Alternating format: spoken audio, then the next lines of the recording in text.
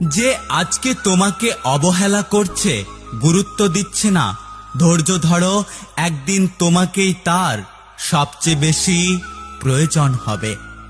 জীবনে যাই করুন না কেন, অশিক্ষিতের সঙ্গে কখনো ঝগড়া করবেন না।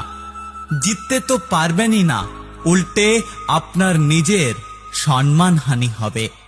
সবকিছু মনের মতো হয় না, মানিয়ে নিতে হয়, কখনো সাধ্যমতো আর কখনো বাধ্য হয়ে। আমাদের জীবনটা তো মাত্র কয়েকদিনের, তার মধ্যে এত রাগ, এত অভিমান কিসের? কেউ ভুল করলে ক্ষমা করে দিন, আপনি ভুল করলে ক্ষমা চেয়ে নিন। হঠাৎ নিঃশ্বাস থেমে গেলে সেই সুযোগ আর পাবেন না। জীবনকে সামনের দিকে এগিয়ে নিয়ে যাওয়ার জন্য একটা স্বপ্ন পূরণ হওয়ার পর আরো একটা স্বপ্ন দেখা উচিত। আঘাত পেয়েও যারা প্রতিবাদ করে না, চুপ করে থাকে, এটা তাদের দুর্বলতা নয়, এটা তাদের মা বাবার দেওয়া ভালো শিক্ষার পরিচয়। একমাত্র বাবা মাই হলেন সন্তানের সবচেয়ে বড় বন্ধু, যারা সুখের দিনেও পাশে থাকেন, আবার দুঃখের দিনেও পাশে থাকেন।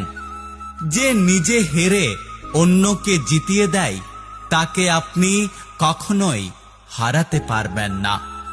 শরীর আর সম্পত্তি নিয়ে কখনো গর্ব করতে নেই, কারণ অসুস্থতা আর দারিদ্রতা কাউকে বলে আসে না।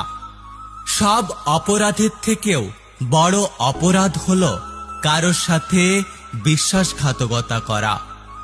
একটা কথা সবসময় মনে রাখা উচিত, এই পৃথিবীতে কেউ নিখুঁত নয়, দোষ গুণ মিলিয়েই মানুষ।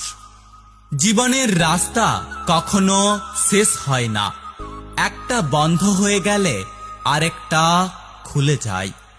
ভাগ্য তোমার হাতে নেই ঠিকই, কিন্তু সিদ্ধান্ত তোমার হাতে রয়েছে। তুমি যদি সঠিক সময়ে সঠিক সিদ্ধান্ত নিতে পারো, তাহলে তুমি তোমার ভাগ্যকে পরিবর্তন করতে পারবে। যে মানুষটি ভুল থেকে শিক্ষা নিয়ে কিছু শিখবে, সেই মানুষটি বাস্তব জীবনে কিছু করতে পারবে। একাকিত্ব তোমাকে জীবনের সেই চরম শিক্ষাটা দেবে, যেটা তোমাকে জীবনে আর কেউ